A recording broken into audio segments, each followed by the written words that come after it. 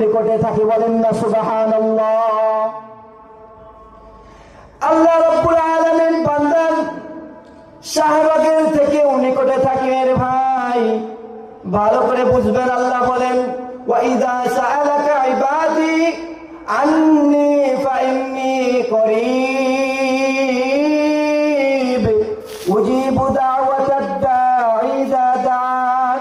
আপনি ওই কওমি মাদ্রাসার আলেমকে জিজ্ঞাসেন, আল্লাহ যে আমাদের শাহবাগের নিকটে থাকে, আল্লাহ কি আমাদের কথা শোনেনি?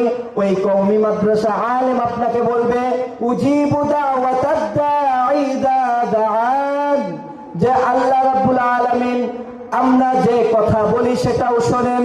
আল্লাহ রাব্বুল আলামিন আমরা যেই মনে মনে কল্পনা জল্পনা করে এটাও শুনতে পাই, বলেন সুবহানাল্লাহ। আল্লাহ রাব্বুল আলামিন পবিত্র কুরআনুল